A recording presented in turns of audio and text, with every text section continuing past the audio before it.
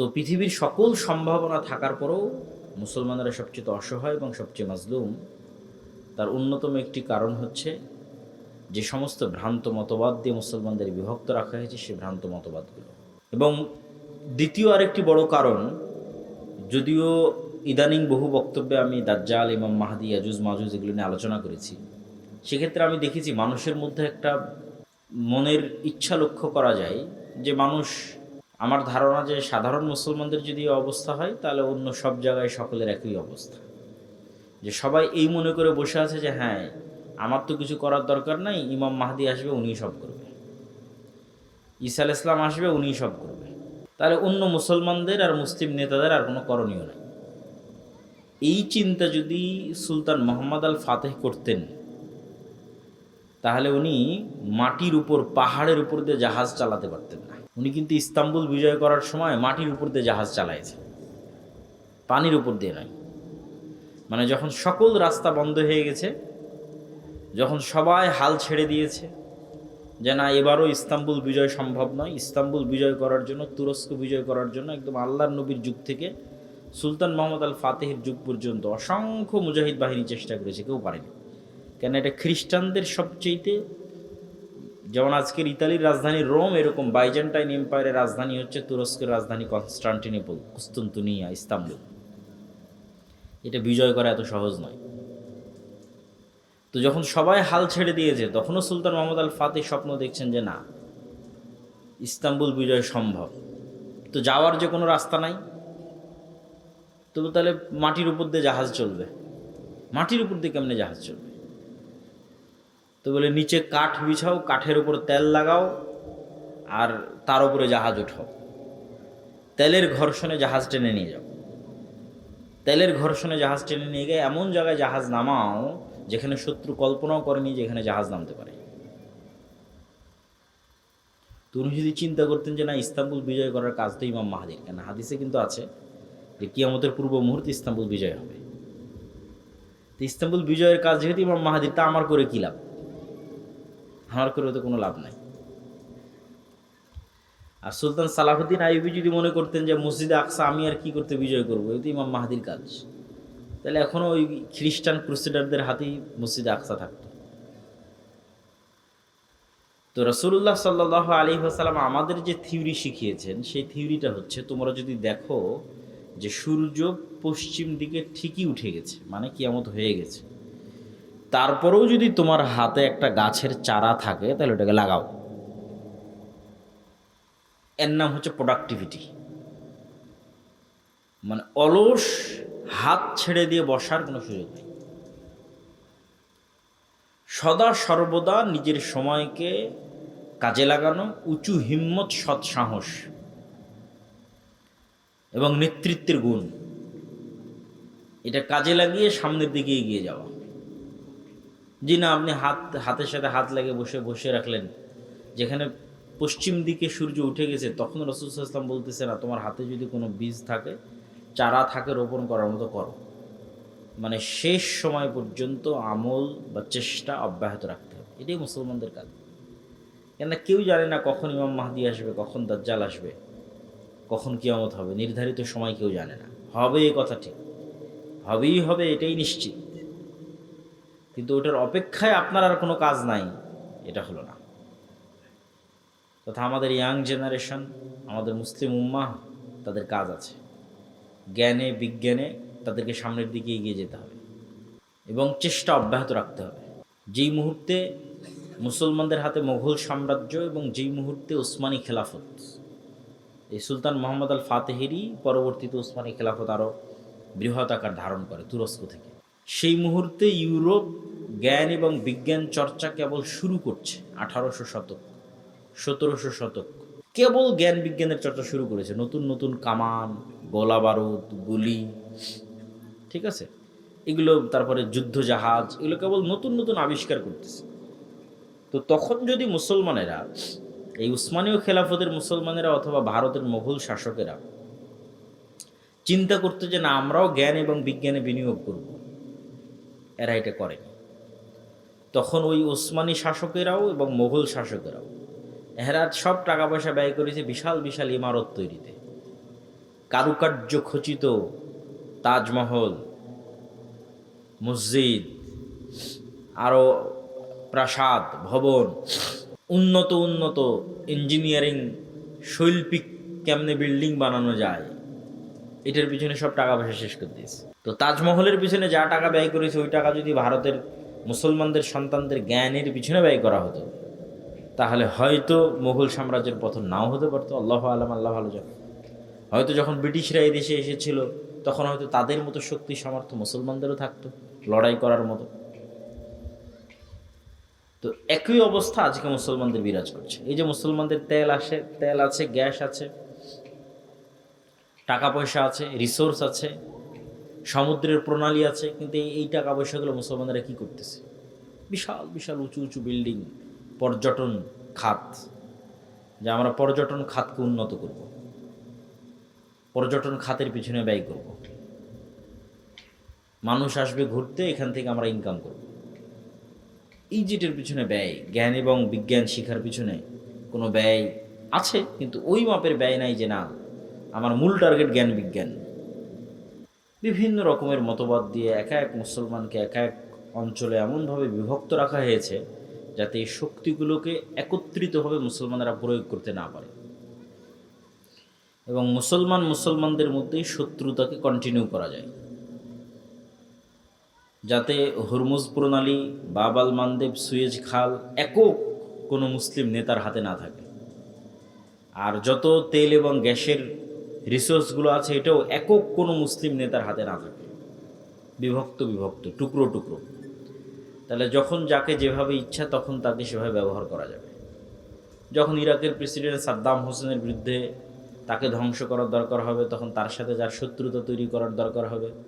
আবার যখন আরেক দেশকে ধ্বংস করার দরকার হবে তখন তার সাথে যার শত্রুতা করার দরকার হবে। এই ডিভাইড অ্যান্ড রুল, ভাগ করো এবং শাসন করো, এই যে পদ্ধতি,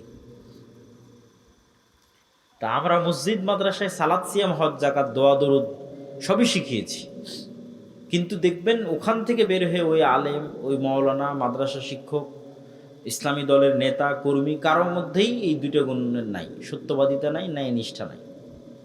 সালাত, সিয়াম, হজ, যাকাত আছে, ফলত সেও আর নেতা হতে পারতেছে না। কিন্তু নেতা হতে হলে তাকে এই দুইটা গুণ লাগবে। আমরাও নেতা হতে পারতেছি না এই দুইটা গুণের অভাবে। শতভাগ সত্যবাদিতা না থাকা এবং শতভাগ ন্যায়পরায়ণতা না থাকা, এটি দিয়েই নেতা তৈরি হবে। এটার প্র্যাকটিস এবং কালচার আমাদের মধ্যে নিয়ে আসতে হবে।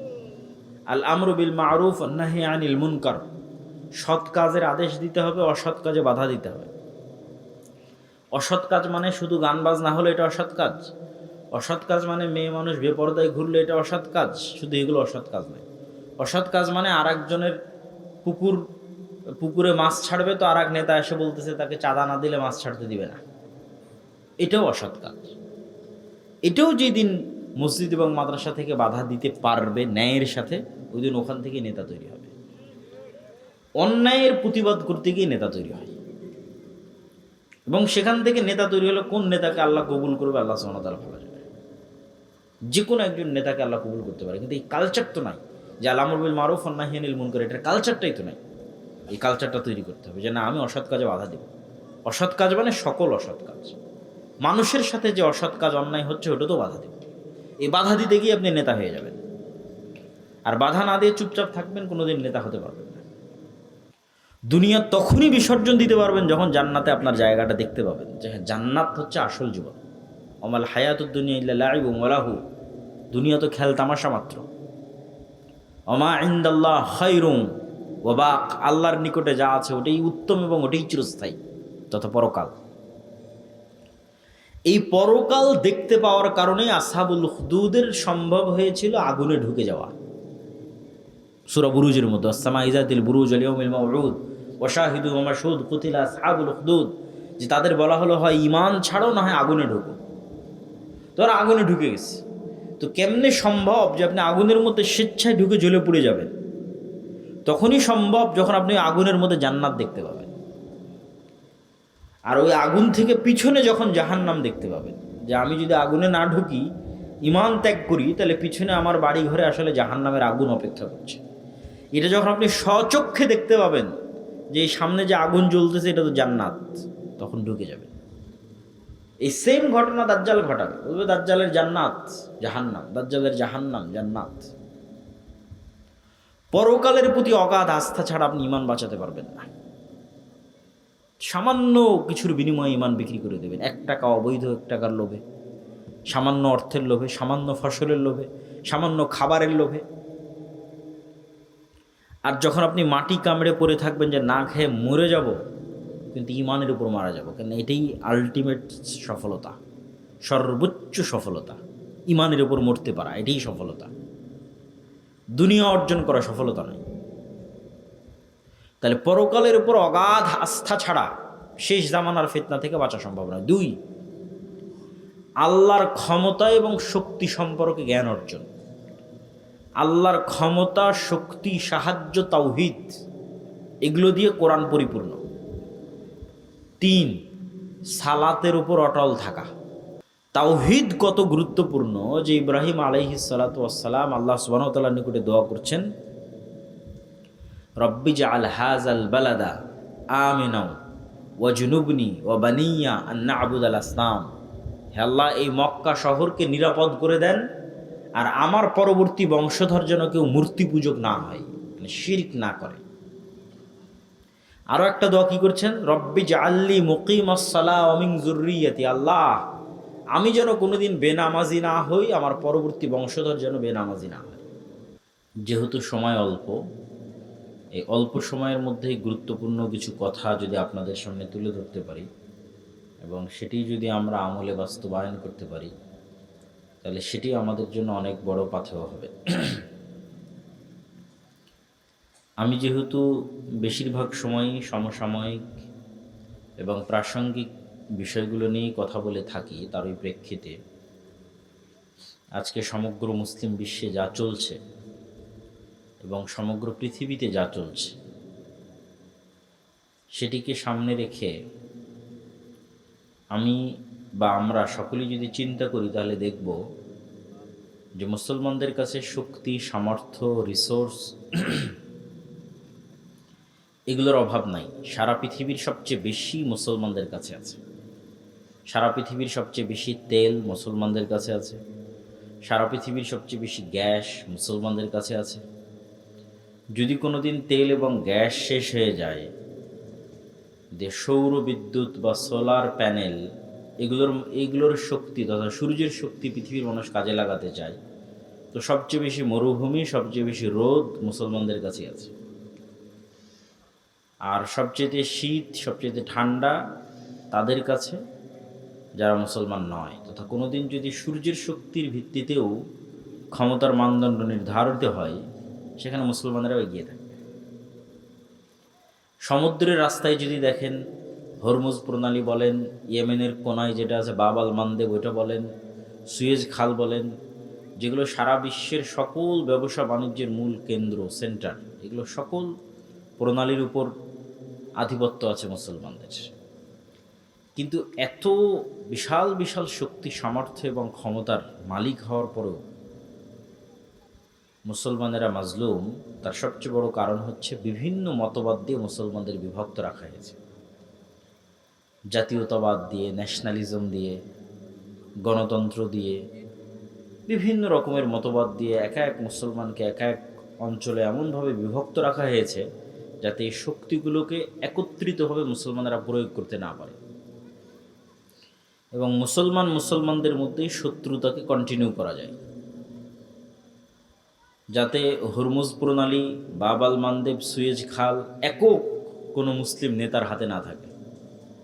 আর যত তেল এবং গ্যাসের রিসোর্সগুলো আছে, এটাও একক কোনো মুসলিম নেতার হাতে না থাকে, বিভক্ত টুকরো টুকরো। তাহলে যখন যাকে যেভাবে ইচ্ছা তখন তাকে সেভাবে ব্যবহার করা যাবে। যখন ইরাকের প্রেসিডেন্ট সাদ্দাম হোসেনের বিরুদ্ধে তাকে ধ্বংস করার দরকার হবে, তখন তার সাথে যার শত্রুতা তৈরি করার দরকার হবে। আবার যখন আরেক দেশকে ধ্বংস করার দরকার হবে, তখন তার সাথে যার শত্রুতা করার দরকার হবে। এই ডিভাইড অ্যান্ড রুল, ভাগ করো এবং শাসন করো, এই যে পদ্ধতি, তো পৃথিবীর সকল সম্ভাবনা থাকার পরেও মুসলমানরা সবচেয়ে অসহায় এবং সবচেয়ে মাজলুম।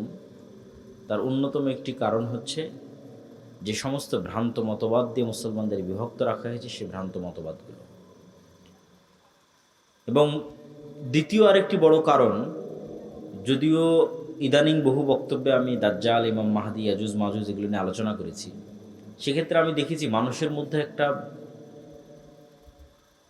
মনের ইচ্ছা লক্ষ্য করা যায় যে মানুষ, আমার ধারণা যে সাধারণ মুসলমানদের যদি অবস্থা হয় তাহলে অন্য সব জায়গায় সকলের একই অবস্থা, যে সবাই এই মনে করে বসে আছে যে হ্যাঁ আমার তো কিছু করার দরকার নাই, ইমাম মাহদি আসবে উনিই সব করবে, ঈসা আলাইহিস সালাম আসবে উনিই সব করবে,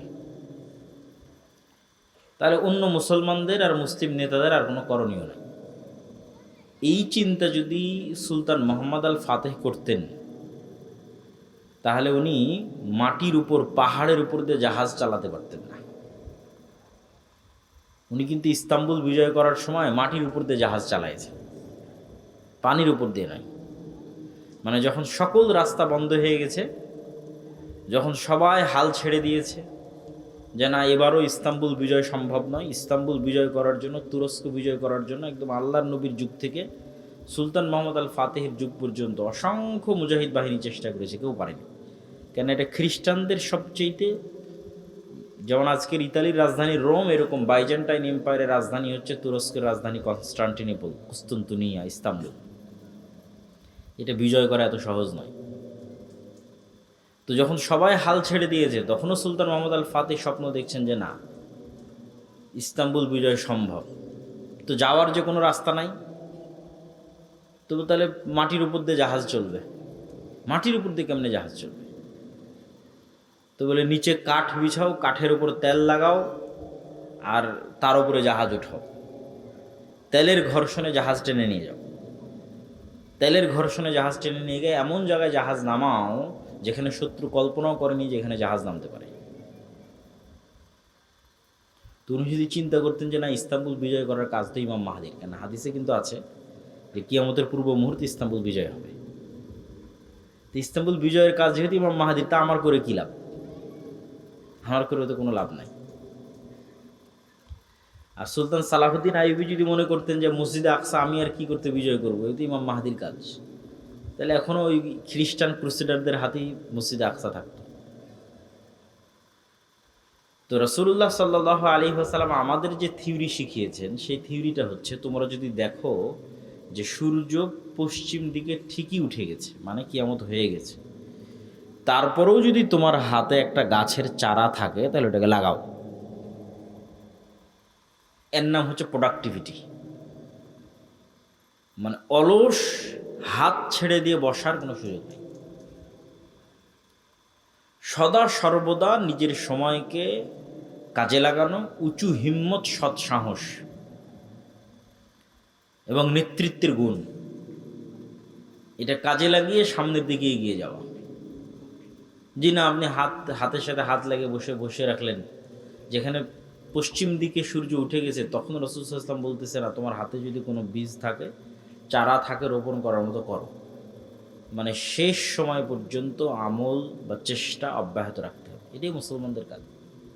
কেননা কেউ জানে না কখন ইমাম মাহদি আসবে, কখন দাজ্জাল আসবে, কখন কিয়ামত হবে, নির্ধারিত সময় কেউ জানে না। হবে এ কথা ঠিক, হবেই হবে এটাই নিশ্চিত, কিন্তু ওটার অপেক্ষায় আপনার আর কোনো কাজ নাই, এটা হলো না। তথা আমাদের ইয়াং জেনারেশন, আমাদের মুসলিম উম্মাহ, তাদের কাজ আছে, জ্ঞানে বিজ্ঞানে তাদেরকে সামনের দিকে এগিয়ে যেতে হবে এবং চেষ্টা অব্যাহত রাখতে হবে। যেই মুহূর্তে মুসলমানদের হাতে মোগল সাম্রাজ্য এবং যেই মুহূর্তে উসমানী খেলাফত, এই সুলতান মোহাম্মদ আল ফাতেহেরই পরবর্তীতে উসমানী খেলাফত আরও বৃহৎ আকার ধারণ করে তুরস্ক থেকে, সেই মুহূর্তে ইউরোপ জ্ঞান এবং বিজ্ঞান চর্চা কেবল শুরু করছে। 1800 শতক, 1700 শতক কেবল জ্ঞান বিজ্ঞানের চর্চা শুরু করেছে। নতুন নতুন কামান, গোলা বারুদ, গুলি, ঠিক আছে, এগুলো, তারপরে যুদ্ধ জাহাজ, এগুলো কেবল নতুন নতুন আবিষ্কার করতেছে। তো তখন যদি মুসলমানেরা, এই উসমানীয় খেলাফতের মুসলমানেরা অথবা ভারতের মোগল শাসকেরা চিন্তা করতে যে না আমরাও জ্ঞান এবং বিজ্ঞানে বিনিয়োগ করব, এরা এটা করেনি। তখন ওই ওসমানী শাসকেরাও এবং মোগল শাসকেরাও এরা সব টাকা পয়সা ব্যয় করেছে বিশাল বিশাল ইমারত তৈরিতে, কারুকার্য খচিত তাজমহল, মসজিদ, আরও প্রাসাদ, ভবন, উন্নত উন্নত ইঞ্জিনিয়ারিং, শৈল্পিক কেমনে বিল্ডিং বানানো যায়, এটার পিছনে সব টাকা পয়সা শেষ করে দিয়েছে। তো তাজমহলের পিছনে যা টাকা ব্যয় করেছে ওই টাকা যদি ভারতের মুসলমানদের সন্তানদের জ্ঞানের পিছনে ব্যয় করা হতো তাহলে হয়তো মুঘল সাম্রাজ্যের পতন নাও হতে পারতো। আল্লাহ আলাম, আল্লাহ ভালো জানে। হয়তো যখন ব্রিটিশরা এই দেশে এসেছিল তখন হয়তো তাদের মতো শক্তি সামর্থ্য মুসলমানদেরও থাকতো লড়াই করার মতো। তো একই অবস্থা আজকে মুসলমানদের বিরাজ করছে। এই যে মুসলমানদের তেল আছে, গ্যাস আছে, টাকা পয়সা আছে, রিসোর্স আছে, সমুদ্রের প্রণালী আছে, কিন্তু এই টাকা পয়সাগুলো মুসলমানরা কি করতেছে? বিশাল বিশাল উঁচু উঁচু বিল্ডিং, পর্যটন খাত, যে আমরা পর্যটন খাতকে উন্নত করব, পর্যটন খাতের পিছনে ব্যয় করব, মানুষ আসবে ঘুরতে, এখান থেকে আমরা ইনকাম করব। এই যেটার পিছনে ব্যয়, জ্ঞান এবং বিজ্ঞান শিখার পিছনে কোনো ব্যয় আছে, কিন্তু ওই মাপের ব্যয় নাই যে না আমার মূল টার্গেট জ্ঞান বিজ্ঞান। তো কীরকম ভয়াবহ পরিস্থিতির মুখোমুখি হতে পারে মুসলমানেরা তা তো চোখের সামনেই দেখা যাচ্ছে। তো এই জন্য আমাদেরও নিজ নিজ সাধ্যের জায়গা থেকে যে না হ্যাঁ আমি আমার জায়গা থেকে কি করতে পারি, আমাদেরকেও আমাদের জায়গা থেকে দুটো কাজ করতে হবে। সৎ নেতৃত্ব কিভাবে তৈরি হবে তার প্র্যাকটিস, জ্ঞান এবং বিজ্ঞানে কিভাবে আমরা সামনের দিকে এগিয়ে যাব তার চেষ্টা। আমাদের বিশ্ববিদ্যালয়গুলোর অবস্থা আরও শোচনীয়। আরব বলেন, পারস্য বলেন, তারা মোটামুটি তাও কিছু আছে, আমাদের দেশে তাও না। এখানে অতটুকুও নাই, এখানে শুধু চেতনা বিক্রি হয়, সভাপতি আর সহসভাপতি পদ বিক্রি হয়, আর দলীয় এবং ছাত্র রাজনীতি এবং অস্ত্র মারামারি গণ্ডগোল এটাই শেখানো হয়। এবং সেখান থেকে বের হয় চাঁদাবাজ, সেখান থেকে বের হয় সন্ত্রাস, সেখান থেকে বের হয় দুর্নীতিবাজ। দেশের জন্য কিছু করবে এরকম প্রজন্ম তৈরি হয় না। ফলত 52 বছরও এই দেশে বলার মতো কিছু নাই, যে এই দেশের কিছু হয়েছে, কিছু আছে, এরকম নাই। না ডিফেন্স সিস্টেম, না সামরিক খাত, না অন্য আর কোনো জ্ঞান গবেষণা। কোথাও বাংলাদেশ বলতে পারবে না যে না এই জায়গায় আমি নিজের পায়ে দাঁড়িয়ে আছি। তো এই যে আমাদের ভয়াবহ অবস্থা, এটার থেকে বের হওয়ার জন্য পড়াশোনা, জ্ঞান বিজ্ঞান এবং নেতৃত্বের গুণাবলীর বিকাশ। নেতৃত্বের গুণাবলীর বিকাশ কিভাবে হবে? আগের বহু বক্তব্যে তুলে ধরা আছে যে সত্যবাদিতা এবং ন্যায়পরায়ণতাই হচ্ছে নেতৃত্ব বিকাশের একমাত্র রাস্তা। যে কোনো মানুষ চিন্তা করবে যে আমি শতভাগ সত্য বলবো এবং শতভাগ ন্যায় প্রতিষ্ঠা করব, সেই নেতা। প্রথমে কোথায় করতে হবে? প্রথমে পরিবারে, তারপরে কোথায় করতে হবে? আশেপাশে। পরিবারে আমি আমার স্ত্রীকে হক দেই না, মানে আমি নেতা নই, আমার মধ্যে নেতৃত্বের যোগ্যতা নাই, আমাকে দিয়ে আল্লাহ সুবহানাহু ওয়া তাআলা নেতৃত্বের খেদমত নেবেন না। বাবা মায়ের কথা শুনি না, বাবা মায়ের হক আদায় করি না, মানে আমি নেতা নই। নিজের বোনকে পিতার সম্পত্তিতে ন্যায়ের সাথে ভাগ দেইনি, তার মানে আমি নিজেই জালেম, আমি ন্যায় প্রতিষ্ঠাকারী নই। তাহলে নেতা তৈরি হয় এই দুইটা জিনিসের উপর ভিত্তি করে, সত্য বলা এবং ন্যায় প্রতিষ্ঠা করা। তা আমরা মসজিদ মাদ্রাসায় সালাত, সিয়াম, হজ, যাকাত, দোয়া দরুদ সবই শিখিয়েছি, কিন্তু দেখবেন ওখান থেকে বের হয়ে ওই আলেম, ওই মাওলানা, মাদ্রাসা শিক্ষক, ইসলামী দলের নেতা কর্মী কারোর মধ্যেই এই দুইটা গুণ নাই, সত্যবাদিতা নাই, ন্যায় নিষ্ঠা নাই। সালাত, সিয়াম, হজ, যাকাত আছে, ফলত সেও আর নেতা হতে পারতেছে না। কিন্তু নেতা হতে হলে তাকে এই দুইটা গুণ লাগবে। আমরাও নেতা হতে পারতেছি না এই দুইটা গুণের অভাবে। শতভাগ সত্যবাদিতা না থাকা এবং শতভাগ ন্যায়পরায়ণতা না থাকা, এটি দিয়েই নেতা তৈরি হবে। এটার প্র্যাকটিস এবং কালচার আমাদের মধ্যে নিয়ে আসতে হবে। আল আমরু বিল মারুফ ওয়ান নাহি আনিল মুনকার, সৎ কাজের আদেশ দিতে হবে, অসৎ কাজে বাধা দিতে হবে। অসৎ কাজ মানে শুধু গান বাজনা হলে এটা অসৎ কাজ, অসৎ কাজ মানে মেয়ে মানুষ বেপরদায় ঘুরলে এটা অসৎ কাজ, শুধু এগুলো অসৎ কাজ নয়। অসৎ কাজ মানে আর একজনের পুকুরে মাছ ছাড়বে, তো আর এক নেতা এসে বলতেছে তাকে চাঁদা না দিলে মাছ ছাড়তে দিবে না, এটাও অসৎ কাজ। এটাও যেদিন মসজিদ এবং মাদ্রাসা থেকে বাধা দিতে পারবে ন্যায়ের সাথে, ওই দিন ওখান থেকে নেতা তৈরি হবে। অন্যায়ের প্রতিবাদ করতে গিয়ে নেতা তৈরি হয়, এবং সেখান থেকে নেতা তৈরি হলে কোন নেতাকে আল্লাহ কবুল করবে আল্লাহ সুবহানাহু ওয়া তাআলা ভালো জানে। যে কোনো একজন নেতাকে আল্লাহ কবুল করতে পারে, কিন্তু এই কালচার তো নাই যে আল আমরু বিল মারুফ ওয়ান নাহয়ি আনিল মুনকার, এটার কালচারটাই তো নাই। এই কালচারটা তৈরি করতে হবে যে না, আমি অসৎ কাজে বাধা দেব। অসৎ কাজ মানে সকল অসৎ কাজ, মানুষের সাথে যে অসৎ কাজ অন্যায় হচ্ছে ওটা তো বাধা দেব। এই বাধা দিতে গিয়ে আপনি নেতা হয়ে যাবেন, আর বাধা না দিয়ে চুপচাপ থাকবেন, কোনোদিন নেতা হতে পারবেন না, নেতা হওয়া সম্ভব না। আর জ্ঞান এবং বিজ্ঞানের ক্ষেত্রে অন্তত ন্যূনতম আমাদের যে মসজিদগুলো আছে, এই মসজিদগুলোকে তো আমরা অন্তত জ্ঞানের কেন্দ্র তৈরি করতে পারি। ইসলামে মসজিদ শুধুমাত্র 5 ওয়াক্ত সালাতের জন্য তারপর বন্ধ, এরকম ইতিহাস নাই। রাসূল সাল্লাল্লাহু আলাইহি ওয়াসাল্লামের যুগেও ছিল না, তার আগেও ছিল না। ইসলামে মসজিদই হচ্ছে সোশ্যাল কালচারাল সেন্টার, এবং এটা আমি আরও ভালোভাবে ফিল করেছি। ইউরোপ এবং আমেরিকায় অনেক জায়গায় দেখবেন মসজিদ নামে অনুমোদন নাই, সব জায়গায় কালচারাল সেন্টার নামে অনুমোদন। Islamic cultural centre, Mohammadia cultural centre, সালাফি কালচার, ওটা কিন্তু মসজিদ। কিন্তু গভর্নমেন্ট থেকে পারমিশন নিয়েছে কি হিসেবে? কালচারাল সেন্টার হিসেবে। তার মানে গভর্নমেন্টের দৃষ্টিতে এই মসজিদটা একটা কালচারাল সেন্টার। এইটাই ইউরোপ আমেরিকার গভর্নমেন্টের রুলস অনুযায়ী, যে হ্যাঁ এটা একটা কালচারাল সেন্টার, মুসলমানরা তাদের কালচার প্র্যাকটিস করবে কোথায়? মসজিদে, ফলত এটা কালচারাল সেন্টার, কমিউনিটি। কিন্তু আমরাই সেই মসজিদকে বানিয়ে দিয়েছি যে না, এখানে শুধু 5 ওয়াক্ত সালাতের পর এটা অফ হয়ে যাবে, অথবা শুধু লাশ বহনের খাটলি থাকবে, অথবা শুধু ঈদুল ফিতর এবং ঈদুল আজহায় গোস্ত এবং চাউল বন্টন হবে। কিন্তু আসলে হওয়া উচিত ছিল, মসজিদের সবচেয়ে বড় কাজ হওয়া উচিত ছিল যে মসজিদে শিক্ষার ব্যবস্থা থাকবে, জ্ঞান বিতরণের ব্যবস্থা থাকবে। ইসলাম যতটা জ্ঞান ভিত্তিক দিন, আর পৃথিবীতে কোনো দিন এতটা জ্ঞান ভিত্তিক নয়। কোরআন যতটা জ্ঞান ভিত্তিক কিতাব, পৃথিবীতে আর কোনো কিতাব এত জ্ঞান ভিত্তিক নয়। কিন্তু হতভাগা আমরা, যে আমরাই মুসলমান হয়ে কোরআন পড়ে জ্ঞান থেকে দূরে চলে গেছি, জ্ঞান চর্চা থেকে দূরে চলে গেছি। ইসলামী দল বলেন, সংগঠন বলেন, ইয়াং জেনারেশন বলেন, সবাই জালসা করতে পারদর্শী, মিছিল করে লিল্লাহে তাকবীর আল্লাহু আকবার দিতে পারদর্শী, জীবন দিতে পারদর্শী। ভাই আমি আল্লাহর জন্য, আল্লাহর রাস্তায় জীবন দিতে চাই, কিন্তু জ্ঞানী এবং যোগ্য হতে চায় না। আল্লাহর রাস্তায় জীবন দিয়ে দিবে, কিন্তু জ্ঞানী যোগ্য হবে না। তা আল্লাহর রাস্তায় জীবন তো আগেও দিয়েছ, এখনও দিচ্ছ, পরেও দিবা, কিন্তু জুলাইয়ে জীবন দিয়ে ক্ষমতা কারা নিয়ে গেছে?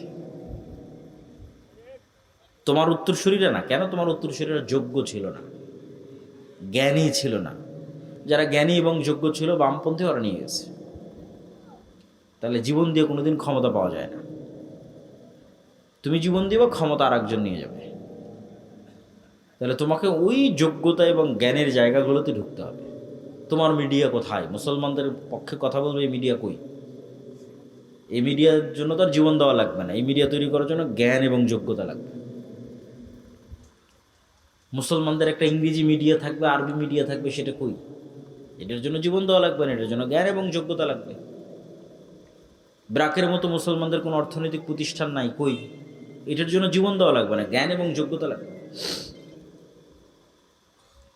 এবং আজকেও যে ফাইটটা হচ্ছে পৃথিবীতে, দেখা যাচ্ছে যে একটা সময় মনে করা হতো যে যার হয়তো শুধু পারমাণবিক অস্ত্র আছে সেই যুদ্ধে জিতবে, এবং এটাই যুদ্ধের একমাত্র লাস্ট রেজাল্ট, এবং যার দেখা যাচ্ছে বিশাল বিশাল বিমান আছে সেই জিতবে। কিন্তু নিকট অতীতে পাকিস্তান এবং ভারতের যুদ্ধে, তারপরে পাকিস্তান, আফগানিস্তান, এখন ইরান এবং ইসরায়েল, এই যুদ্ধগুলোতে যে দেখা যাচ্ছে যে না, ন্যূনতম ড্রোন বানানোর জ্ঞান থাকলেই একটা যুদ্ধকে কন্ট্রোল করে ফেলা যায়। রাশিয়া এবং ইউক্রেন যুদ্ধ চলছেই ড্রোনের উপর দিয়ে। যে যত ভালো ড্রোন বানাতে পারে, যে যত ভালো ড্রোন উড়াতে পারে, এই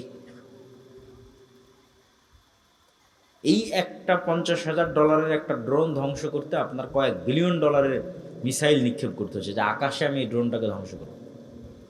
এই $50,000 একটা ছোট্ট ড্রোন গিয়ে আপনার কোনো তেল শোধনাগার, কোনো বড় কোনো কোম্পানি কোথাও গিয়ে পড়ে যাচ্ছে, আগুন লেগে যাচ্ছে, মানুষ ভয় পেয়ে যাচ্ছে। তো দেখা যাচ্ছে যুদ্ধের চিত্রই পাল্টে যাচ্ছে ইউক্রেন এবং রাশিয়ার যুদ্ধ থেকে না আজ পর্যন্ত ড্রোনই সব কিছু। তো জ্ঞান এবং বিজ্ঞানের সাথে যতক্ষণ মুসলমানেরা কানেক্টেড না হচ্ছে, মসজিদকে যতক্ষণ জ্ঞানের মার্কাজ না বানাচ্ছে এবং জ্ঞান চর্চার যতক্ষণ চেষ্টা না করতেছে, শেখুল ইসলাম ইবনে তাইমিয়া রাহিমাহুল্লাহ বলেছেন প্রত্যেক মুসলমানের জন্য কোরআন নিজে বুঝতে পারবে এরকম এতটুকু জ্ঞান অর্জন করা ফরজ। আমরা মোটামুটি আছি যে হ্যাঁ কোরআন পড়তে পারি, এরকম আছে অনেকেই। কোরআন পড়তে পারে না এরকমও তো অসংখ্য হাজার হাজার। কিন্তু কোরআন যে নিজে পড়ে বুঝবে এরকম জ্ঞান শুধু মাদ্রাসার ছাত্রদেরই আছে, তাও অনেক অল্প। মাদ্রাসাতেও যারা পড়ে তাদেরও অনেকে ভালো বোঝে না। অথচ ইবনে তাইমিয়া রাহিমাহুল্লাহ বলছে এটা প্রত্যেক মুসলমানের উপর ফরজ যে সে কোরআন নিজেই বুঝবে, অন্তত আরবিটা বুঝতে পারবে। নাহলে তো পরিবর্তন হবে না। পরিবর্তন হওয়ার জন্যই আল্লাহ কোরআন দিয়েছে, আপনার অন্তরে প্রভাব বিস্তার করার জন্যই আল্লাহ সুবহানাহু ওয়া তাআলা কোরআন দিয়েছে। এটা যদি আপনি যতক্ষণ নিজে ফিল এবং অনুভব না করতে পারবেন, আপনি হেদায়েতের রাস্তা পাবেন না। শেষ জামানায় ইমাম মাহদিদের সময়ে, ঈসা আলাইহিস সালামের সময়ে যারা জেরুজালেম বিজয় করবে, ইস্তাম্বুল বিজয় করবে, রোম বিজয় করবে, ভারত বিজয় করবে, এরকম দেশগুলো যারা বিজয় করবে, তারা ওই মানের ইমান কোথায় থেকে সংগ্রহ করবে? নবী তো নাই, মুহাম্মদ সাল্লাল্লাহু আলাইহি ওয়াসাল্লাম তো নাই, সাহাবীরা তো নাই, কিন্তু ওদের ইমান সাহাবীদের মতোই, সাহাবীদের কাছাকাছি হবে। মদিনার সর্বশ্রেষ্ঠ ইমানওয়ালা মানুষগুলো বের হয়ে আসবে। কেমনে তারা ইমানটা তৈরি করবে? কোরআন দিয়ে। কোরআনের সংস্পর্শে তাদের ইমানের লেভেল ওই জায়গায় পৌঁছে যাবে। এই জন্য আমাদের মসজিদগুলোতে মক্তব চালু করা, জ্ঞান শিক্ষার ব্যবস্থা করা, জ্ঞান উপার্জনের ব্যবস্থা করা, জ্ঞানের পিছনে সময় দেওয়া, এগুলো অতীব জরুরি এবং অতীব প্রয়োজনীয়। এবং এই যে যা অর্থ আমরা জালসা সম্মেলনের জন্য ব্যয় করে থাকি, এই অর্থের একটা অংশ যদি আপনি ইমামের বেতন বাড়ানোর জন্য ব্যয় করেন, এই অর্থের একটা অংশ যদি ইমামকে ভালো প্রশিক্ষণ দেওয়ার জন্য ব্যয় করেন, এই অর্থের একটা অংশ যদি ওই ইমামকে প্রশিক্ষণ দিয়ে গ্রামে মক্তবের বাচ্চাদের কেমনে শতভাগ মক্তবে বাচ্চাদের উপস্থিত করানো যায়, তার পুরস্কার প্রতিযোগিতা, ওগুলোর পিছনে ব্যয় করেন, তাহলে আপনার এই জালসা করে যা উপকার হয়েছে তার চেয়ে 10 গুণ 100 গুণ বেশি উপকার হবে। শুধু এই ছোট্ট ছোট্ট পদক্ষেপগুলো, যে না আমার মসজিদের ইমাম হবে খুবই যোগ্যতা সম্পন্ন, ফলত একটা ভালো বেতন দিতে হবে, এই ইমাম সাহেবকে আমি আরও অনেক ট্রেনিং করাতে চাই, ইমাম সাহেবকে আমি মসজিদে মক্তব চালাতে চাই, গ্রামের সব বাচ্চা যেন এই মক্তবে আসে, তার জন্য বিভিন্ন রকমের পুরস্কার, চকলেট ইত্যাদি, সাইকেল ইত্যাদি বিতরণের ব্যবস্থা করতে চাই, যাতে পুরো গ্রামের একটা বাচ্চাও কোরআন এবং দ্বীনের জ্ঞান থেকে দূরে না থাকে। এটা সবচেয়ে স্থায়ী, পার্মানেন্ট এবং দীর্ঘমেয়াদী। কেন এরাই এই মক্তবে যারা পড়তেছে, এরাই তো বিভিন্ন স্কুল কলেজে এই দেশের ডিসি, ওসি, এসপি, মন্ত্রী, মিনিস্টার এই জায়গাগুলোতে যাবে। তো ছোটতে যদি আপনি তাদের শিখিয়ে দিতে পারেন নবীদের জীবনী, সাহাবীদের জীবনী, ইমান, আকিদা, আদর্শ, সত্যবাদিতা, ন্যায়পরায়ণতা, তার কিছু না কিছু প্রভাব থাকবে। এই জন্য আমাদের যে নিজস্ব মক্তবের সিলেবাস আছে, এটা ওইভাবেই তৈরি করা। তালিমউদ্দিন বা আদর্শ শিক্ষা, যেটার উপর আপনারা মক্তব অলিম্পিয়াড দেখলেন এনটিভির পর্দায়, ছোট ছোট বাচ্চাদের নবীদের জীবনী থেকে শুরু করে, আদব কায়দা থেকে শুরু করে সব কিছু, এই সিলেবাসের উপর ট্রেনিং দিয়ে আপনাদের আশেপাশের সকল মসজিদে মক্তব চালু করা দরকার। আর এই ট্রেনিংয়ের জন্য যাতায়াত খরচও ফ্রি, এই ট্রেনিংয়ের জন্য থাকা খাওয়াও ফ্রি, এই ট্রেনিংয়ের জন্য সিলেবাসও ফ্রি। মানে বাচ্চারা যে সিলেবাসটা নেবে, বইটা নেবে, এটাও ফ্রি। তো এত কিছু বিনামূল্যে দেওয়ার পরেও যদি এই কাজে আপনারা আগ্রহী না হন, তাহলে এর জবাবদিহিতা তো আল্লাহ সুবহানাহু ওয়া তাআলার দরবারে আপনাদেরকে দিতে হবে।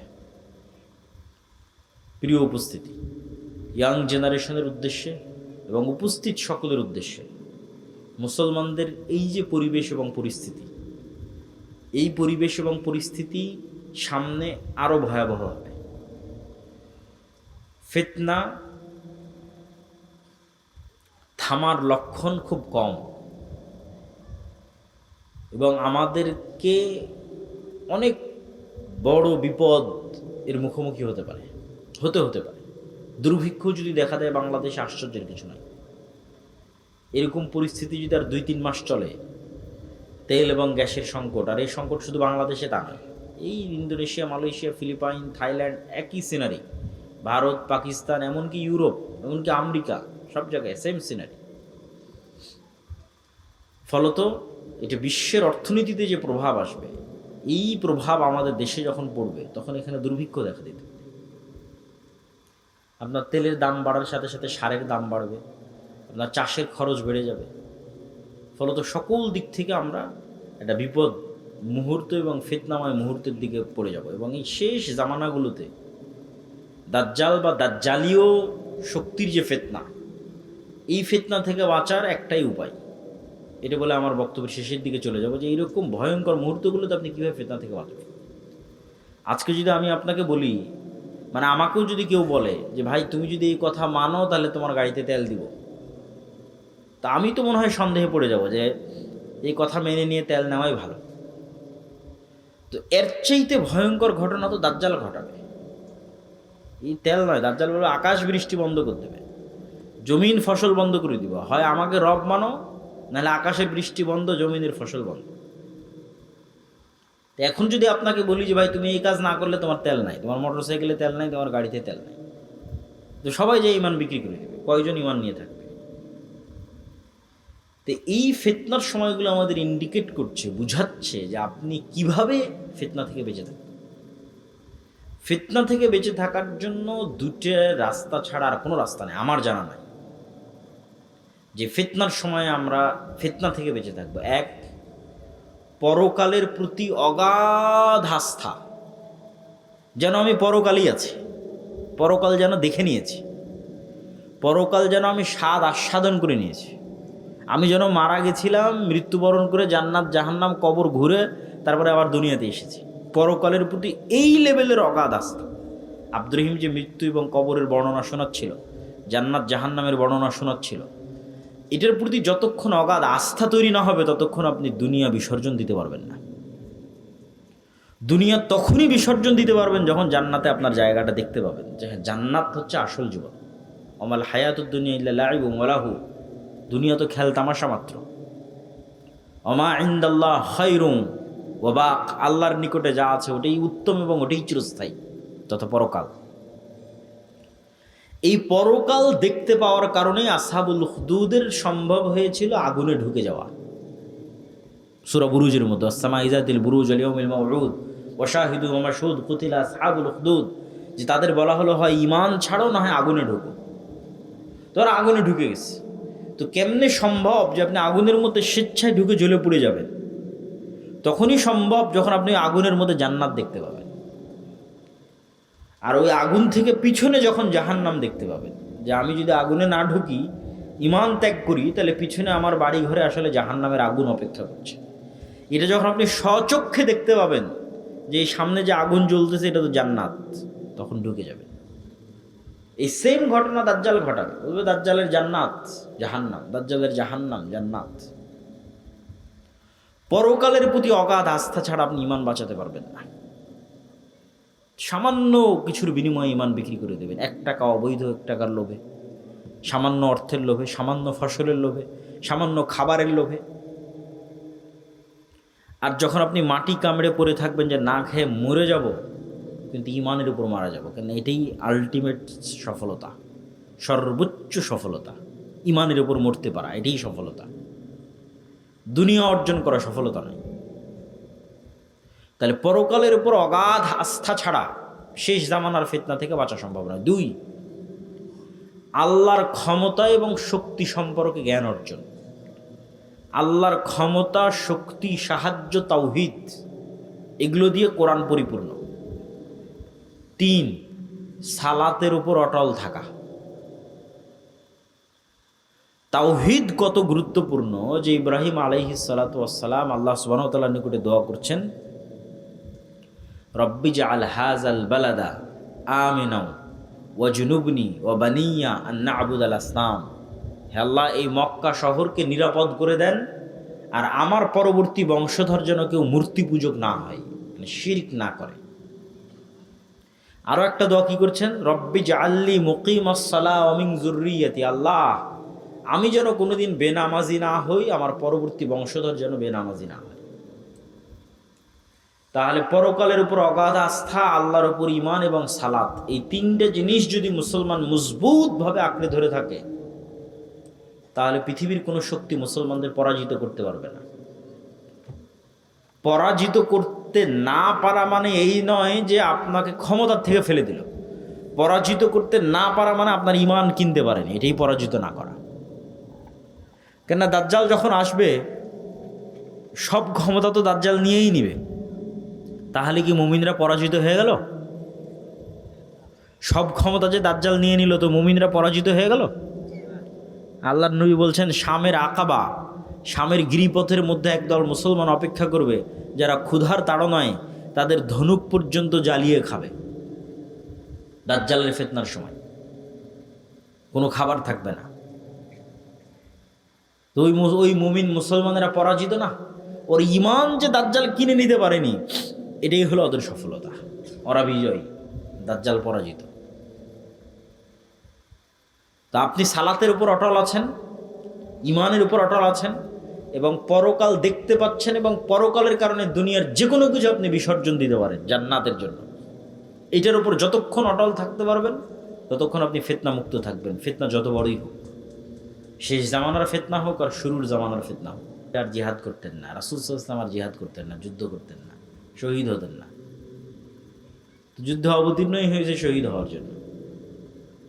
তাহলে মৃত্যু অত্যন্ত স্বাভাবিক এবং অতিকাঙ্ক্ষিত একটি বিষয়, যদি সেটি নাফসে মুতমাইন্না হয়।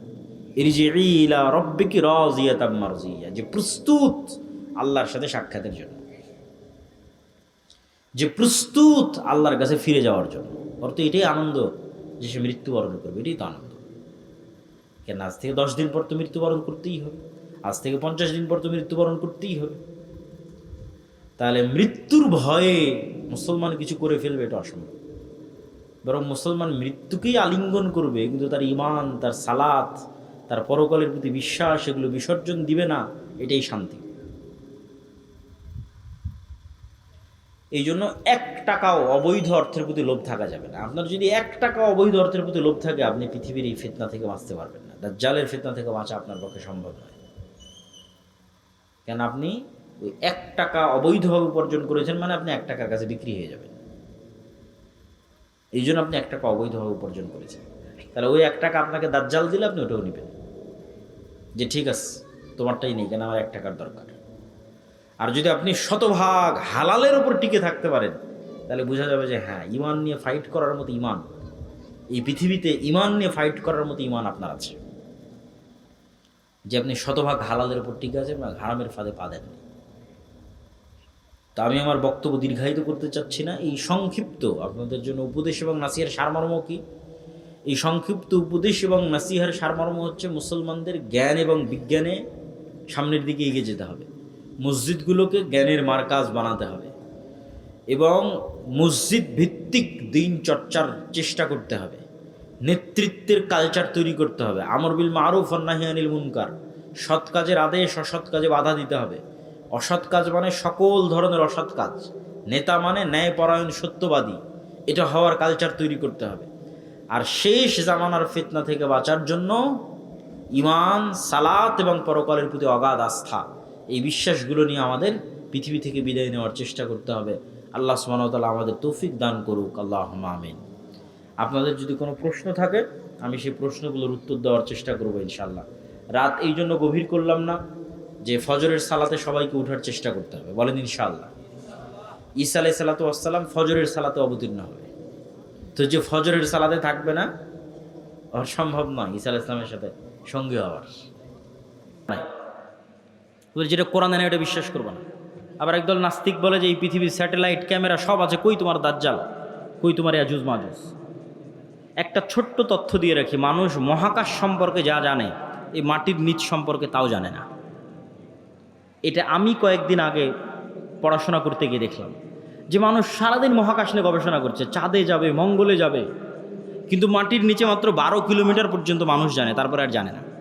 তাহলে এই পুরো পৃথিবী কত বড়, আপনি এখান থেকে 12 কিলোমিটার মাপেন কত দূর হয় গাবতলী বাজার থেকে, তো মাটির নিচে মাত্র 12 কিলোমিটার পর্যন্ত আপনি জানেন, তার নিচে আর কেউ জানে না। পৃথিবীর বর্তমান কোনো বিজ্ঞানী নাই, কোনো বিজ্ঞান নাই, কেন ওই 12 কিলোমিটার পরে গবেষণা করার সক্ষমতাই নাই, কোনো যন্ত্র মেশিন পাঠানোর সক্ষমতাই নাই। তাহলে মাটির নিচের মাত্র 12 কিলোমিটার পর্যন্ত আপনি জ্ঞান রাখেন। আকাশে চন্দ্রে চলে গেছেন, গ্রহ মঙ্গল গ্রহে চলে গেছেন, সেটা ভিন্ন বিষয়, কিন্তু নিজের পায়ের নিচে এটাই জানেন না। এই যে বিশ্বের এই উন্নত বিজ্ঞানের সর্বোচ্চ শিখরে পৌঁছে মানুষ জানে না যে এই মাটির নিচে কি আছে। তাহলে কেমনে মানুষ দাবি করবে দাজ্জাল কোথায়, ইয়াজুজ মাজুজ কোথায়? এ দাবি করাই তো ভুয়া, পাগলামি। আরেকটা জিনিস দেখলাম, মহাসাগর সম্পর্কে মানুষ অজ্ঞ। মহাকাশ সম্পর্কে ঠিক আছে অনেক জানতেছে, মহাসাগরে এমন অনেক জায়গা আছে যে জায়গাগুলোতে মানুষ পৌঁছতেই পারে না, যে জায়গাগুলোর উপর দিয়ে বিমানও উড়ে যেতে পারে না, যে জায়গাগুলোতে কোনো জাহাজও অতিক্রম করে না, এরকম অসংখ্য জায়গা আছে। তো সাগর এবং সাগরের নিচে কি আছে, মাটি এবং মাটির নিচে কি আছে, এটা সম্পর্কে আজকের বিশ্ব সবচেয়ে অজ্ঞ, অন্তত মহাকাশের তুলনায়। তো ইন্নাল্লাহ আলা কুল্লি শাইইন কাদির, আল্লাহ সকল কিছুর উপর ক্ষমতাবান। আর কোনোটাই যদি না হয় তো অন্তত একটা উত্তর তো দেওয়াই যায়, যেটা আল্লাহ সুবহানাহু ওয়া তাআলা কোরআন মাজিদে বলছেন যে আল্লাহ 7 আসমান এবং 7 জমিন সৃষ্টি করেছেন, আর 7 জমিনে আল্লাহর আদেশ অবতীর্ণ হয়, কোরআনের আয়াত 7 জমিনে আল্লাহর। আর সবচেয়ে আরও একটা ভয়ঙ্কর বিষয় যে আল্লাহর আসমান বানাতে যত সময় লেগেছে জমিন বানাতেও তত সময় লেগেছে। 7 আসমান বানাতে যা টাইম 7 জমিন বানাতেও তাই টাইম। তাহলে 7 আসমান কত বড়, 7 জমিন তাহলে কত বড় হতে পারে? এখন ইয়াজুজ মাজুজ আর দাজ্জাল যদি অন্য জমিন থেকে বের হয়ে আসে, এই জমিনে কিছু করার নাই, এটাকে অস্বীকার করতে পারবে না যে না নিশ্চিত নাই। তো অতএব আল্লাহ সুবহানাহু তাআলা সকল কিছুর উপর ক্ষমতাবান। এই জমিনেও থাকতে পারে, এই জমিনের সাগরেও থাকতে পারে, এই জমিনের নিচেও থাকতে পারে, মানুষের জ্ঞান পরিপূর্ণ নয়, অন্য জমিনেও থাকতে পারে, সেখান থেকেও আসতে পারে। এই জন্য সূরা কাহাফ, দাজ্জালের ফিতনা থেকে বাঁচতে সূরা কাহাফ পড়তে বলা হয়েছে। সূরা কাহাফের সব ব্যতিক্রম ঘটনাগুলো দাজ্জালের আসার সাথে মিলবে, দাজ্জালের যুগের যে ফিতনা ওগুলোর সাথে মিলবে। সূরা কাহাফের 4টা ব্যতিক্রম ঘটনা আছে, তার মধ্যে একটা ব্যতিক্রম ঘটনা খিজির আলাইহিস সালামের। কই থেকে আসলো খিজির আলাইহিস সালাম, কোথায় ছিল? বলে মাছ যেখানে জীবিত হয়ে যাবে সেখানে খিজির আছে, তুমি মাছ ভেজে নিয়ে রওনা দাও, যেখানে মাছ জীবিত হয়ে যাবে ওখানে খিজির আছে। তো খিজির আলাইহিস সালাম জিজ্ঞেস করতেছে যে সালাম কিভাবে? মুসা আলাইহিস সালাম সালাম দিচ্ছে, সালাম জান্নাতের সালাম দুনিয়াতে কিভাবে? তো খিজির আলাইহিস সালাম যদি অন্য পৃথিবী থেকে এসে থাকে নিশ্চিত করে, অথবা এই পৃথিবীতেও থাকতে পারে, তো খিজির আলাইহিস সালামকে যদি আল্লাহ সুবহানাহু ওয়া তাআলা আড়ালে রাখতে পারে, দাজ্জাল এবং ইয়াজুজ মাজুজকেও আল্লাহ সুবহানাহু ওয়া তাআলা আড়ালে রাখার সক্ষমতা আছে। তো ওই দাজ্জালের সময়ের ফিতনার সাথে এই সূরা কাহাফের ঘটনাগুলো মিলবে। আসহাবে কাহাফ, আসহাবে কাহাফের কথা বলতে গিয়ে আল্লাহ বলছেন ওহুম আইকাজ, তাদেরকে আমি ঘুমিয়ে রেখেছি, কিন্তু মানুষ দেখলে মনে করবে ওরা জেগে আছে। আপনি দেখলে মনে করবেন এই মানুষটা জেগে আছে, কিন্তু ওরা নিজেরাও বুঝতে পারছে ওরা ঘুমিয়ে আছে, আল্লাহও বলছেন ঘুমিয়ে আছে। এইভাবেই 309 বছর পার হয়ে গেছে। ওরা ঘুম থেকে উঠে মনে করছে যে কই, আমরা তো অল্প কিছুক্ষণ মনে হয় শুয়েছিলাম, ঘুমিয়েছিলাম, কিন্তু 300 বছর পার হয়ে গেছে। তো সময়ের যে আপেক্ষিকতা, এটার কন্ট্রোল আল্লাহর হাতে। এই আপেক্ষিকতার প্রভাবিত মানুষ দেখবে যে একদিন হয়ে যাবে 1 বছরের সমান। তো পৃথিবীতে অবশ্যই ব্যাপক কোনো পরিবর্তন ঘটবে, যেটার প্রভাবে 1 বছর, 1 মাস, 1 সপ্তাহ, সেটা কি আল্লাহ সুবহানাহু ওয়া তাআলা ভালো জানে। তো প্রিয় উপস্থিতি, এই 1 নাম্বার কর্তব্য কি, সংক্ষিপ্ত বক্তব্য শেষ করে দিচ্ছি, এগুলোর উপর ঈমান রাখা। 2 নাম্বার কি, যে কোনো মুহূর্তেই দাজ্জাল বের হতে পারে, যে কোনো মুহূর্তেই কিয়ামত হতে পারে, কথা এটাই ঠিক। রাসূল সাল্লাল্লাহু আলাইহি ওয়াসাল্লাম আশঙ্কা করতেন দাজ্জাল মনে হয় এখনই বের হয়ে গেল। এরকম অনেকগুলো ঘটনা আছে হাদিসে, ইবনে সাইয়াদের ঘটনাগুলো বেশি, তার মধ্যে প্রসিদ্ধ। তো ফিতনা তো সবসময়ই চলছে। তো ফিতনার সময় আপনি বেঁচে থাকবেন, ঈমান নিয়ে বেঁচে থাকবেন, এটার 2টা কাজ: পরকালের প্রতি সর্বোচ্চ জ্ঞান, সর্বোচ্চ ইয়াকিন, এবং অবৈধ 1 টাকার উপরেও, অবৈধ ধন সম্পদ ক্ষমতার উপর ন্যূনতম লোভ না থাকা। এবং সফলতা এটা নয় যে আপনি বাড়ি গাড়ি টাকা পয়সার মালিক হবেন, সফলতা এটা যে আপনি ঈমান এবং সালাত অবস্থায় পৃথিবী থেকে বিদায় নেবেন, এটাই সফলতা। তো আল্লাহ সুবহানাহু ওয়া তাআলা যেন আমাদের ঈমান অবস্থায়, সালাত অবস্থায় পৃথিবী থেকে বিদায় নেওয়ার তৌফিক দান করে, বলেন আল্লাহুম্মা আমিন। কেন? কেন আমাদের ইমান অবস্থায় বিদায় নিতে হবে? এত লম্বা ঘটনা বলে এই পুরো ঘটনার উপর একটু পানি দিয়ে একটা কথা বলে, সেটা হচ্ছে ঈসা আলাইহিস সালাম যখন আসবে, ইমাম মাহদি যখন আসবে, দাজ্জাল যখন আসবে, তখন কি নতুন কোনো দিন আসবে নাকি? নতুন কোনো কোরআন আসবে নাকি? নতুন কোনো হাদিস আসবে নাকি? কোরআন এবং হাদিস তো এইটাই যেটা এখন আছে। তাহলে সবচেয়ে বড় ঘটনা তো আগেই ঘটে গেছে, মুহাম্মদ সাল্লাল্লাহু আলাইহি ওয়াসাল্লামের আসা এবং কোরআনের প্রেরিত হওয়া। তাহলে ঈসা আলাইহিস সালাম যেই কোরআনের উপর আমল করবেন ওটা আপনার কাছে আছে। ইমাম মাহদি যেই কোরআন দিয়ে রাষ্ট্র চালাবে ওটা আপনার কাছে আছে। আর দাজ্জাল যেই নবীকে মানতে বলতেছে ওই নবী চলে যাওয়ার 1400 বছর হয়ে গেছে। তাহলে কাজ আমাদের কাছে আছে। হ্যাঁ, ইমাম মাহদি যেই দিন আসবে সেই দিন আমি সব কিছু করবো, জি না, এটাতে প্রোডাক্টিভিটি নষ্ট হয়। এই জন্য আগেই বলেছি দাজ্জাল আসার আগেই মুসলমানেরা বিজয় করবে। এই জন্য প্রোডাক্টিভিটি বন্ধ করা যাবে না, কেন আসল কাজ তো আমাদের কাছে আছেই। নতুন করে তো আর কিছু আসবে না। ঈসা আলাইহিস সালাম তো নতুন কোরআন আনবেন না, এই কোরআন তো আমার কাছে আছে। ইমাম মাহদি তো আর নতুন হাদিস নিয়ে আসবে না, হাদিস তো এটাই, তো ওটা তো আমাদের কাছে আছে। তাহলে কাজ তো আমাদের কাছে আছে। আরও একটা কি মাথায় নিয়ে উঠে যাবেন, মানুষের মৃত্যু কিয়ামত, কিয়ামত আমার মরে যাওয়াই আমার কিয়ামত। কেন? আমি তো পরকালের জগতে ঢুকে গেছি, কবর, বারজাখ। আমার মৃত্যুর মাধ্যমে আমি পরকালের জগতে ঢুকে গেলাম, তাহলে আমার কিয়ামত তো আগেই হয়ে গেল। দাজ্জাল আসার আগেই কিয়ামত হয়ে গেল আমার। তাহলে আমার মৃত্যু যেহেতু আমার দোরগড়ায়, তাহলে দাজ্জাল কখন আসলো, মাহদি কখন আসলো, সেটার প্রতি ধর্তব্য না করে ওই যুগেও যেই কোরআনের উপর আমল হবে, যেই কোরআন দিয়ে বাঁচা যাবে, সেই কোরআন আমার কাছে আছে। তাহলে এখন আপনার কাজ কি? আপনার নিজের মৃত্যুর প্রস্তুতি নেওয়া, আর আপনার সামনে যে কোরআন আছে, যেটা সবচেয়ে বড় ঘটনা, দাজ্জালের চেয়েও বড় ঘটনা, মাহদি ঈসার চেয়েও বড় ঘটনা, কোরআনের প্রেরিত হওয়া, এইটার উপর আমল করা, পড়া, হাদিস পড়া এবং আমল করা। এবং ইমানের উপর মৃত্যু, সালাতের উপর মৃত্যু, এটা অতীত যুগের সব নবী রাসূলের শিক্ষা। আল্লাহ সুবহানাহু ওয়া তাআলা আমাদের তৌফিক দান করুক, আল্লাহুম্মা আমিন। বক্তব্যের শেষে বৈঠকি দানের আহ্বানের পাশাপাশি দুটো জরুরি কথা। এই যে ভাইয়েরা যারা মক্তব পরিচালনা করে গাবতলী শাখায়, আপনারা আমাদের মক্তব অলিম্পিয়াড দেখেছেন এনটিভিতে, বিশাল আয়োজন। সারা দেশে প্রায় 7 শতাধিক মক্তব আমাদের অধীনে ট্রেনিং করা আছে। এখনও ট্রেনিং চলতেছে রাজশাহী জামিয়া সালাফিয়াতে, নতুন 30-40টা মক্তবের, এরকম প্রতিনিয়ত ট্রেনিং চলতেই থাকে। তো এই যে প্রায় 30,000 ছাত্রছাত্রী এই 700টা মক্তবে অধ্যয়ন করে, পড়াশোনা করে। তো এই যে কোরআনের শিক্ষা, কোরআনের জ্ঞান আমরা ছড়িয়ে দিচ্ছি, এই মসজিদ, এই মক্তবগুলো থেকেই কিন্তু খেলাফা প্রতিষ্ঠিত হবে। শেষ জামানায় যারা ইসলামকে বিজয় করবে তারা বের হয়ে আসবে। এই মসজিদ, এই মক্তবগুলোকে আপনাদের মূল্যায়ন করতে হবে এবং নিজ নিজ মসজিদে মক্তব চালু করা এটা কঠিন কিছু নয়। ভাই, আপনাদের অধীনে মক্তব কেমনে চালাবো? অনেকেই প্রশ্ন করে। অতি সহজ। আপনি আমাদের যে অফিসিয়াল নাম্বার আছে সেখানে ফোন দিয়ে বলবেন পরের ট্রেনিং কবে, আপনার মক্তবের শিক্ষককে ট্রেনিংয়ে পাঠিয়ে দেবেন। ট্রেনিংয়েই তাকে সব বুঝিয়ে দেওয়া হবে কিভাবে কী হবে না হবে, মক্তব কেমনে চালাবে। শুধু এতটুকু জানা যে পরের ট্রেনিং কবে, এর জন্য কোনো বুকিংও লাগবে না, কিছু লাগবে না। ট্রেনিং শুনে জামিয়া সালাফিয়ায় ঢুকে যেতে হবে যে ঠিক আছে এতটার সময় ট্রেনিং, আমি এসেছি, 7 দিনের প্রস্তুতি নিয়ে যেতে হবে। অতি সহজ। তো এই যে আমাদের দাওয়াতি কাজগুলো, আরেকটি বড় দাওয়াতি কাজ মাসিক আল ইতিসাম। আমি নিয়মিত লিখি, সম্পাদকীয় লিখি, মিন্নাতুল বাড়ি লিখি, পবিত্র কোরআনের সংক্ষিপ্ত ব্যাখ্যা লিখি। 3টে লেখা শুধু আমারই থাকে মাসিক আল ইতিসাম। আব্দুর রহমান বিন আব্দুর রাজ্জাক, শেখ আব্দুর রাজ্জাক বিন ইউসুফ, আরও বড় বড় আলেম ওলামা সবারই লেখা থাকে, সম্পাদকীয় থাকে। এই মাসের সম্পাদকীয় আছে ইরান এবং ইসরায়েলের যুদ্ধের উপর। এরকম সমসাময়িক সব ইস্যু নিয়ে লেখা থাকে। এই মাসিক আল ইতিসামের এজেন্ট হতে হবে, নিতে হবে, পড়তে হবে, সম্পৃক্ত থাকতে হবে। আর এই যে ইমান বাড়াতে বললাম, ইমান ধরে রাখা, এটার জন্য আল্লাহর পথে যাত্রা, এই বইটা খুব গুরুত্বপূর্ণ। এটা ইমানের মজবুতির জন্যই এই বইটা লেখা, আল্লাহর পথে যাত্রা। এই বইটা প্রত্যেক মসজিদ, মাদ্রাসা, স্কুল, কলেজের দার্সের অন্তর্ভুক্ত হওয়া দরকার। যে মসজিদে মানুষ দার্স দেবে সেই দার্সের অন্তর্ভুক্ত হওয়া দরকার। আরও যে সমস্ত বই পুস্তকগুলো আছে, শেখ আব্দুর রাজ্জাক বিন ইউসুফ, আব্দুর রহিম বিন আব্দুর রাজ্জাক, রাসূল সাল্লাল্লাহু আলাইহি ওয়াসাল্লাম দেখতে কেমন ছিলেন, আইন রাসূল, 2 অধ্যায়, উপদেশ, সালাত, সব বইগুলোকে মূল্যায়ন করতে হবে। তো পরিশেষে আমি স্বেচ্ছাসেবকদের আহ্বান করব আপনাদের মধ্যে যাওয়ার, এবং আপনাদেরকে উদাত্ত আহ্বান জানাবো যে তারা এই যে বিশাল খরচ করে মক্তব পরিচালনা করছে এবং এই সম্মেলনগুলো আয়োজন করছে, এগুলোতে আপনাদের আন্তরিক সহযোগিতা আমরা কামনা করছি। তো স্বেচ্ছাসেবক ভাইয়েরা কি প্রস্তুত আছে? তো তাদেরকে আমি ঢোকার জন্য বলতেছি, জি। এবং এর মধ্যে বক্তব্যও চলতে থাকবে। আপনারা ব্যাপক হারে এবং বেশিভাবে এই দানে অংশগ্রহণ করার, আমি কিন্তু দেখতে পাচ্ছি না স্বেচ্ছাসেবকরা যে ঢুকতেছে, এটা কিন্তু বোঝা যায় না।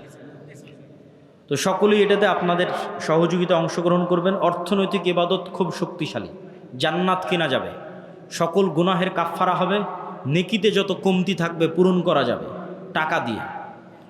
দুনিয়াতে যেভাবে প্লট এবং ফ্ল্যাট সেল হয়, আল্লাহ ওইভাবে জান্নাত সেল করেন। দুটো জিনিসই, হয় আল্লাহর রাস্তায় যুদ্ধ করে শহীদ হয়ে যাও, নাহলে আল্লাহর রাস্তায় দান করো, করে জান্নাত কিনে নাও। এর বাইরে জান্নাতের 100% কনফার্ম, নিশ্চিত জান্নাত নাই, কনফার্ম নাই। হতে পারে, যেতে পারেন, সেটা আছে। সালাত, সিয়াম, হজ, জাকাত হতে পারে, যেতে পারেন, নিশ্চিত যাবই। জিহাদ করে শহীদ হতে হবে, না হলে টাকা দিয়ে জান্নাত কিনতে হবে। নিশ্চিত যাবই, কনফার্ম জান্নাত কিনতে চাই, নিশ্চিত। টাকা না হয় জিহাদ করে শহীদ। আর বাকিগুলোতে হতে পারে, আল্লাহ যদি দয়া করে, তওবা ইস্তেগফার কবুল করে, সালাত যদি ঠিক থাকে, হতে পারে। আল্লাহ সুবহানাহু ওয়া তাআলা ভালো জানেন। আল্লাহ কবুল করুক আমাদের, আল্লাহুম্মা আমিন। কোনো প্রশ্ন থাকলে আপনারা করতে পারেন, যদি লিখিত অথবা মৌখিক।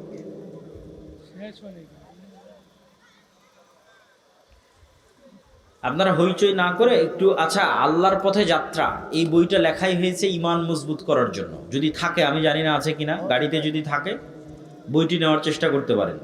ইমান মজবুত করার জন্য আল্লাহর পথে যাত্রা।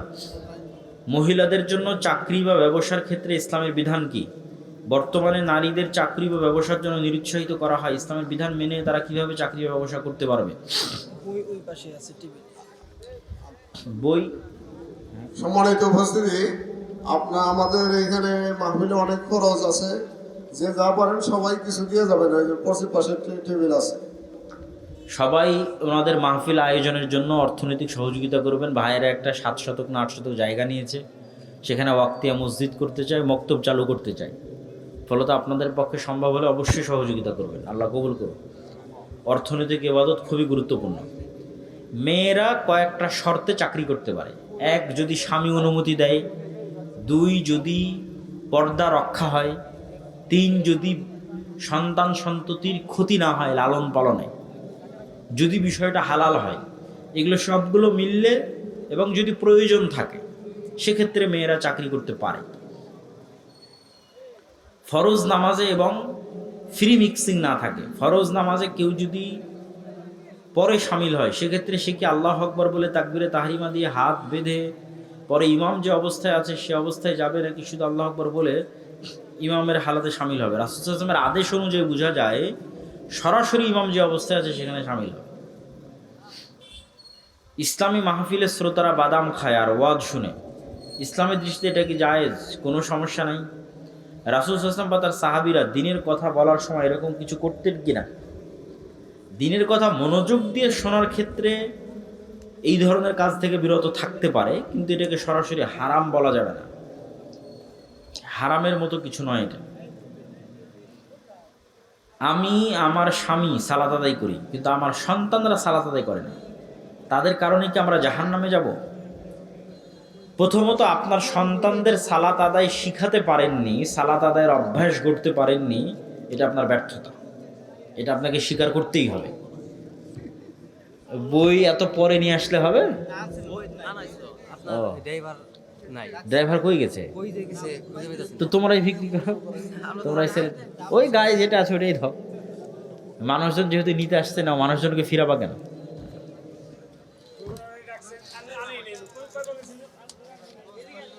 তো আপনি আপনার সন্তানদেরকে, বই যারা নিতে চান তারা স্টেজে আসতে পারেন। আপনি আপনার সন্তানদেরকে সালাত শিখাতে পারেননি, এটা আপনার ব্যর্থতা। এখন কি করণীয়? রাসূল সাল্লাল্লাহু আলাইহি ওয়াসাল্লামের আদেশে বোঝা যায় 10 বছর বয়স হয়ে গেছে, সালাত আদায় করে না, এরকম সন্তানকে পিটতে হবে। এরকম সন্তানের খাবার বন্ধ করে দিতে হবে। এরকম সন্তানের বাড়িতে থাকা বন্ধ করে দিতে হবে।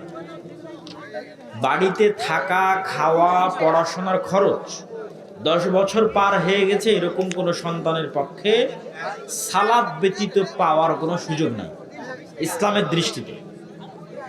এটাই শেষ কথা এবং ফাইনাল কথা। বলে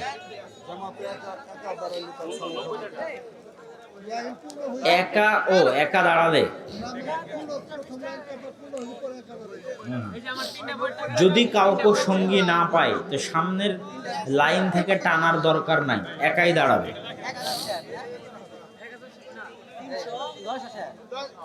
আমরা সবাই বৈঠক শেষে দোয়া পড়ি, সুবহানাকা আল্লাহুম্মা ওয়া বিহামদিকা আশহাদু আল্লা ইলাহা ইল্লা আনতা আস্তাগফিরুকা ওয়া আতুবু ইলাইক।